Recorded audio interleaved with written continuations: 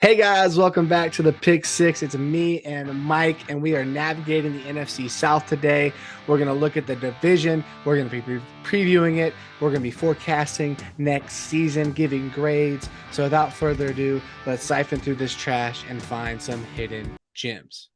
Hey everybody, it is clear that Brady is not coming back this year as a lot of free agents have defected from the area as soon as possible.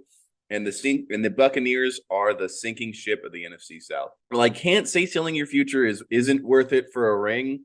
They're certainly feeling it now. And with the lowest amount of cap space in the league and a lackluster roster to show for it, they are in for some pain. These guys have some promising pickups in the recent draft, but the youngins coming in are not coming into a great situation. So we'll see how they navigate that. It's not exactly a situation to be coming into with the worst defense in the league last year.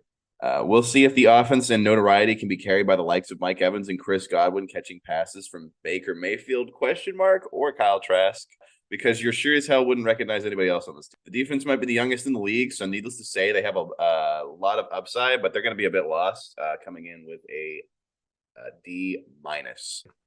Coming in third in the division, we have the Atlanta Falcons, and they get a lovely grade of a C minus, which honestly, that's what you deserve.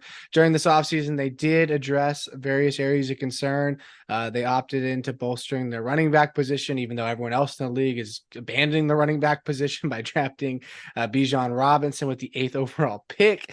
There is a veil of uncertainty surrounding second-year quarterback Desmond Ridder. Is he actually good? I don't know. He has some good weapons. You have Drake London. You have tight end Kyle Pitts. Ritter struggled to complete touchdown passes in 3 out of his 4 games during his debut season. So there's not a lot of optimism. Also, when you go to the other side of the ball, it's a work in progress at best. So I don't think it gets better for the Falcons, and your fans, you should expect another bad year. I think 4 to 6 wins this year is probably the ballpark, and you look to improve the QB position next year. But the foundation is starting to take place for the Birds. So hopefully brighter days ahead. All right, Panthers fans, you're riding high on finding your supposed franchise quarterback, and it looks to be that way. You've also surrounded him with plenty of weapons to be successful with the add of Ringo and Phelan and a middling pass protection and run game. So a lot to be proud of there. The defense has several rising stars with the secondary and Jace Horn being one of the top statistical players in his position. But this team is still growing its legs and finding its footing, if you will, and stands to have a pretty good season if everything fires on all cylinders. It's just, with a rookie quarterback and mostly new pieces and a newer roster and having it not entirely complete and a new culture being instilled with a recent new head coach, things don't normally go perfectly. So that's why we have them at AC. And coming in at number 1 is the Saints. Who dat? B minus. I think, when you look at the Saints made arguably the best offseason move in the division. They signed ex-Las Vegas Raiders quarterback Derek Carr. He will slot in on the offense that includes, you have Alvin Kamara, Chris Olave, hopefully Mike Thompson plays. We shall see, but he's a great wide receiver when he's on the field. The Saints defense was 5th in yards and 9th in points allowed in 2022. So despite the offense being awful in time of possession and in scoring, you have a good defense in New Orleans. With Carr, though, the offense is going to improve. And the fact that I believe this is the worst division in football, the Saints should have enough to win the division. Are they a great team? No, but they're good enough to get the job done. And they get a B minus and the number 1 spot in this division. All right, it's time for rapid fire. We gave you the grades, and now it's time for our rapid fire questions. Question number 1, how many teams make the playoffs in the NFC South? Mike, what do you have? I think the only team with a chance of making the playoffs in this division is definitely going to be the Saints. No one has a single chance in hell at ever making it. I don't know if I agree with that. I'm not confident. Like, I would not go and bet my life on it, would bet my house. I'm not that confident on this team, but I give the Panthers a slim chance. I think the NFC is pretty top heavy. There's not that many elite teams in the NFC. There's not that many elite quarterbacks in the NFC. So if Bryce Young plays well, possibly the Panthers backdoor their way into a wild card. Don't see them winning a game, but they could be that team that sneaks in with 9 wins. Okay. I wouldn't bet my life on a rookie quarterback, but I see it. All right. Question number 2, we have players to watch. Who's your player to watch, Mike? My player to watch is definitely going to be Jace Horn. You know, he had one of the best statistical years in a cornerback last year, and hopefully he can continue that and be, a household name because a lot of people forget about him when you're talking about top corners in the league. And mine is going to be Miles Sanders. He's now with the Carolina Panthers. I know he's been a decent running back for the Eagles. He moves over to Carolina. And I think he's just consistent. And I think if you get a good ground game going in Carolina, that could really help Bryce Young take off. And we'll just have to see. So I think he's a player to watch because if he's successful, I think Carolina can be successful in turn. Okay, I like to see it. I like to hear it. All right, next question. Breakout player. Who is your breakout player in the NFC South? We're gonna finally see Kyle Pitts break out, and everyone's gonna love it. Right when everyone's given up faith in him, he's gonna come hit us with a big one. What do you think?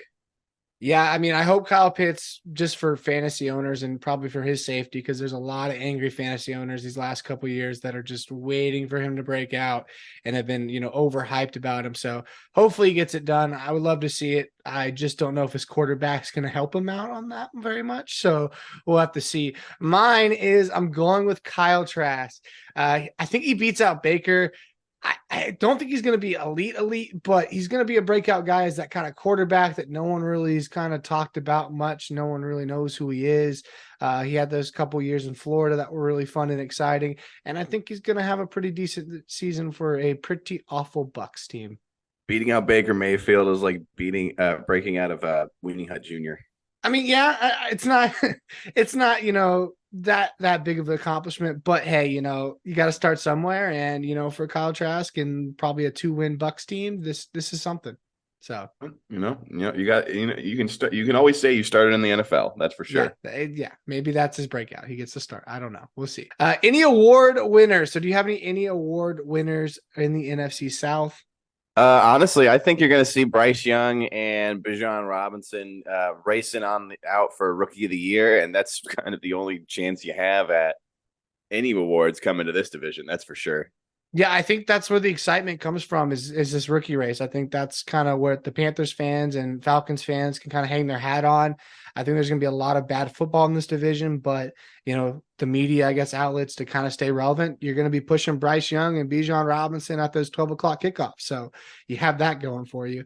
Mine is going to be possible. This is another dark horse. I'm just throwing darts at the dartboard right now here in the NFC South.